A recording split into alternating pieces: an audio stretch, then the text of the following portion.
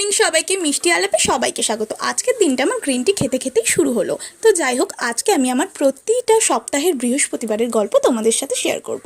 তাই অন্যান্য কথা সাইডে রেখে গন্তব্যের দিকে এগানো যাক। দেখো, সমস্ত বাসনগুলো কিন্তু আমার মা মেজেই রেখেছে, আর আমি পুরো সিংহাসনটাকে ভালো করে মুছে নিয়েছি, কারণ আজকে তো আগের সপ্তাহে সমস্ত কাপড় বদলাতে হবে।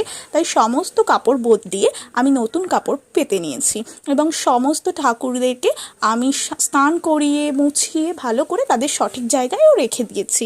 আর তারপরে আজকের যে মেন আকর্ষণ লক্ষ্মীর ঘর, সেটাকে আমি আমাদের নিয়ম অনুযায়ী সাজিয়ে দিয়েছি। আর আমার মনে হয় এই স্বস্তিক চিহ্ন আঁকাটা খুবই ডিফিকাল্ট। অন্যান্য কাজ আমি হয়তো করেও নিতে পারবো, বাট এই কাজটা করার সময় আমি একদম মনটাকে স্থির রাখি যাতে একটুও ভূত না হয়, যতটা সম্ভব চেষ্টা করি। যাই হোক, তারপরে দেখো আমি আমার গোপালকে তিলক পরিয়ে নিয়েছি, শিব ঠাকুরকেও সাজিয়ে নিয়েছি, সমস্ত ঠাকুরকে তিলকের ফোঁটা চন্দন লাগিয়ে দিয়েছি, তুলসী পাতা লাগিয়ে দিয়েছি। তারপরে এদিকে দেখো আমাদের গাছে কত ফুল ফোটে, এগুলো সব আমার বম্মা লাগিয়েছে এই গাছগুলো। তো একদিন তোমাদের সাথে আমি গাছের ভিডিও শেয়ার করব। তারপরে আর কি, লক্ষ্মীর ঘাট পেতে আমি এই সকালবেলাতেই একবারে পাঁচালিটাও পরে নিয়েছি, কারণ বিকেলে না আজকে আমার একদম টাইম হবে না।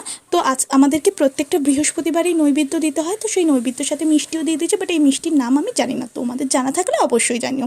তো আজকে আমার ব্রেকফাস্টটা স্কিপ হয়ে গেছিলো, কারণ এরপরে আমার পড়াতে যাওয়া ছিল, আর আমার খুবই তাড়াহুড়োর মধ্যে ছিলাম আমার, কারণ অনেকগুলো কাজ আজকে পেন্ডিং ছিল, সেগুলোই করব। তো তাই জন্য আমি তাড়াতাড়ি করে রেডি হয়ে পড়াতে চলে গেলাম। আর আমার স্টুডেন্ট না খুবই ভালো, তো ও তাড়াতাড়ি করে পড়াটা করেও নিয়েছে।